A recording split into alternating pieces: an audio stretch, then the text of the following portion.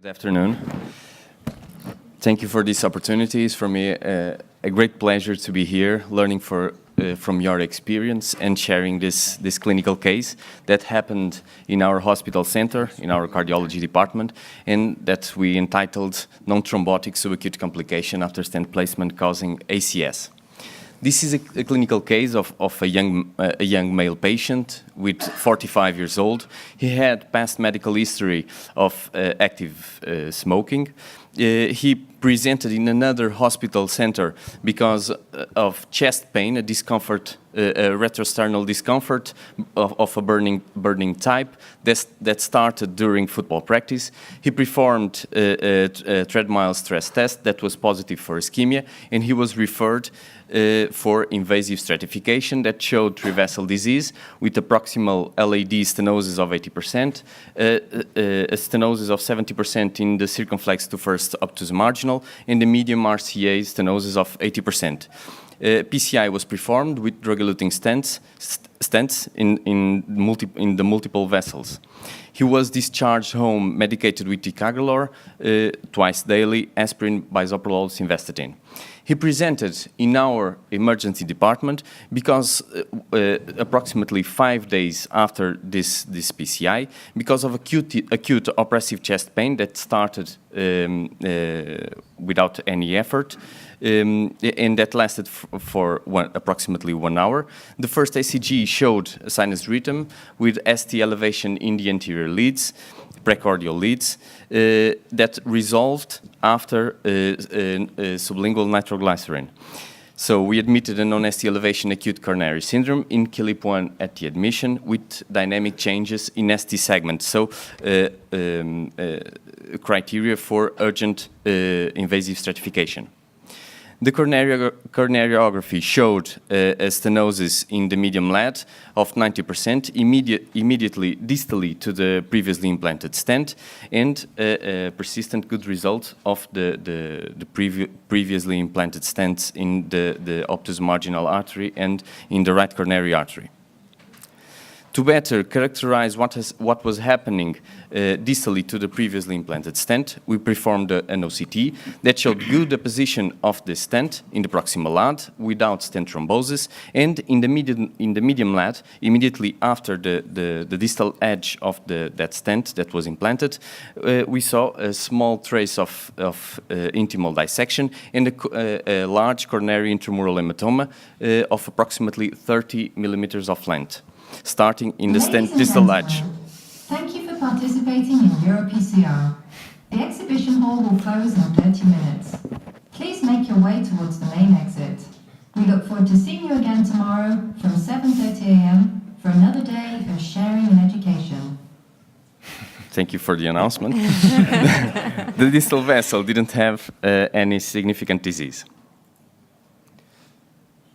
We performed PCI with azotrol-eluting stent, an Onyx 3 over 34 millimeters in the medium LAD, and what happened was an extension of the lesion with a de novo significant stenosis in the distal edge of the previously implanted stent, what we admitted to be a toothpaste effect with a pushing of the intramural hematoma to the distal margin of the stent that we implanted.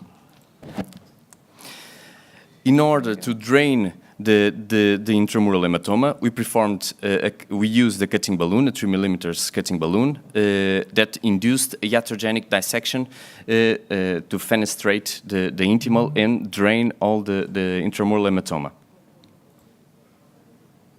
After draining the hematoma, we implanted the drug-eluting stent, an Onyx 2.5 over 18 millimeters, to cover all the dissection, and it was post-dilated with a 3 millimeters non-compliant balloon. In the end of the procedure, angiographically, we had a good result, and the final OCT showed good deposition of the stent struts, covering all the dissection and the intramural hematoma. The patient evoluted as a non-ST elevation acute myocardial infarction in KLIP1 with a slight elevation of cardiac biomarkers. He maintained hemodynamic and electrical stability without signs of recurrent ischemia.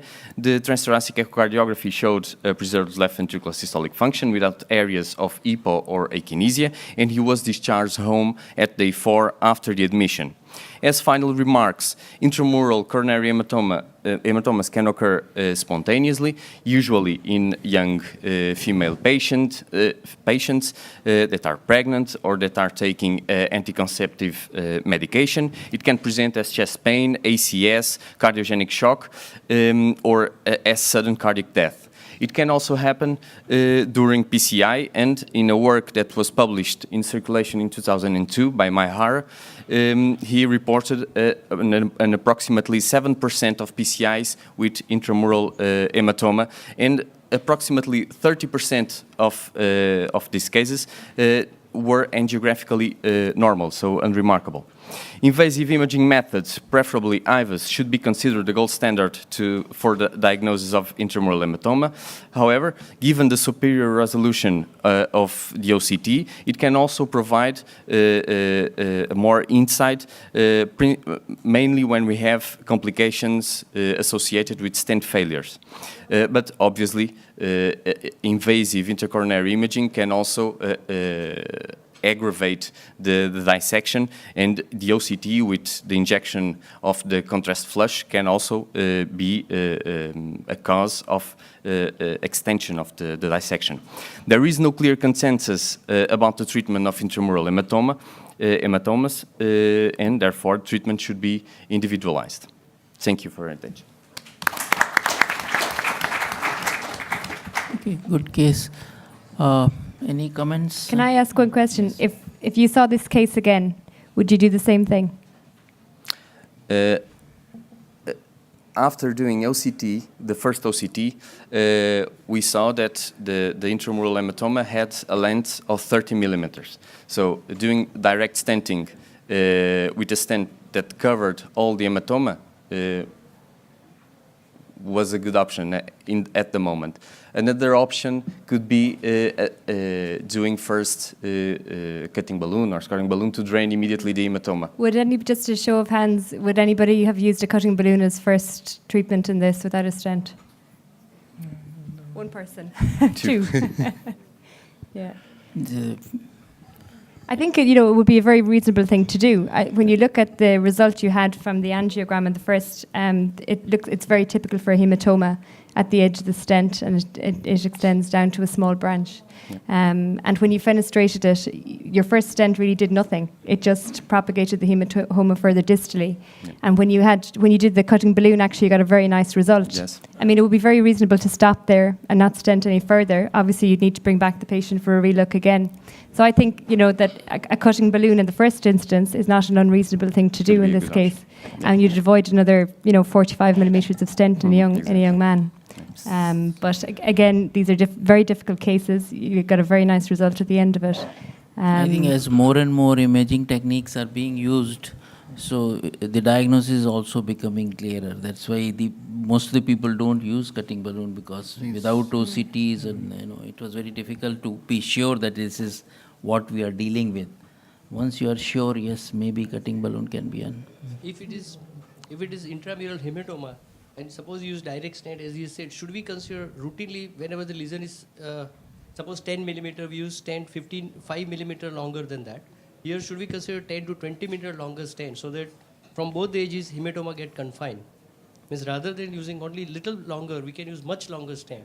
Well, you're using the stent to tack up the hematoma, to compress the hematoma.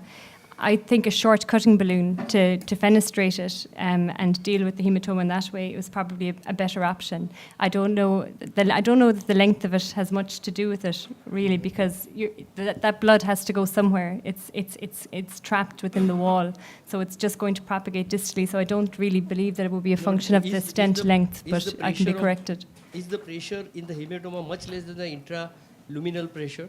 Suppose in diastole, when there is a more pressure generated, wouldn't it be reverse way also, that it will propagate hematoma further and further with more blood from coronary lumen going into the hematoma?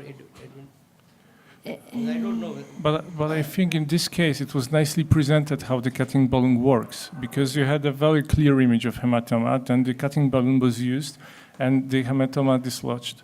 So I think it's very convincing if you had such an image in OCT, and I really gratulate the case, and especially that you shows how you can use OCT. In your first instance, how you can prevent this hematoma? Can you please repeat from the beginning? Just after the stenting first, how we can prevent this hematoma so that it cannot be happen, because for anybody it's possible. Mm-hmm. How we cover, what sort of, is there anything missing while you had done the first stenting? The first, Yep. the first time, First the patient, time, what you have done? 5 days, Yep, 5 yep, days yep, before the yep. patient came to. Have you missed something at that time that which you? Unfortunately, the patient was treated in another hospital center, Okay. and we didn't have access to the images, so we don't know exactly if something technically could have happened in that time or. But I think you made a very good point that 30% of the time in that study that you don't see anything angiographically. Yeah, exactly. So Yeah. Yeah, and after you do the cutting balloon, should we consider still stent over that segment, because that segment is quite rugged and damaged? Should we still consider stent? I or don't just think cutting it's balloon not is enough? mandatory. No, I think if you have good flow, you would bring the patient back for a relook, but a second stent would not be mandatory in that case. But that It has to be on a case-by-case basis. These are very rare no, things. nobody knows for certain. It is how you believe. It's Already it's theoretical a metallic conception, jacket you know. already So- almost is more than 2/3 But I of the think it's radius a area. very good. Okay, you have one comment. One Yes, question. go ahead. So we had the angiogram and we had the OCT. The patient was pain-free. ECG changes settled. And we know that there was no atheroma there. It was hematoma. We could have stopped and not done anything and treated him medically. Yeah, that's a very good question. But interventional cardiologists never stop. Never stop. They have to do something. But I think this is the typical patient- thing of Lighter dissections mode. where you end up creating more and more problems. And the patient had signs of. sometimes the most difficult thing to do is to do nothing. But the patient did come in with an acute presentation and unstable symptoms. And you know the spectrum of treatment is from medical treatment to to bypass it, depending on the patient that's in front of you. And certainly with these dissections, the less you do to them, the better the outcomes. So that's why I asked you, would you manage this case the same again if it came to you? And I think there's something to be learned from it, and I think the message to take from it is the value of a short cutting balloon in these to fenestrate the hematoma, because you made the diagnosis. Yeah. So, but it's a great case. Yeah, but it's not absolutely clear if in a case if the patient has a TIMI flow 3 and is clinically stable without chest pain and electrically stable also. See, we don't But know much maybe one about it option could because be the also- imaging is a recent thing. The OCT has become yeah. so widespread now that That's a good more point. people are picking up. So there will be more cases, more follow-up, and then we'll be able to, yes. Yes, another question. Did you perhaps consider just putting a very short stent distal to the first stent to cover the probable dissection where the was the entry point of this hematoma, and then just to leave the hematoma to resolve by itself? When I think that if we put a smaller stent just to cover the entry point of the intramural hematoma, the same would have happened. So the patient would have a toothpaste effect that is highly unpredictable. So I believe that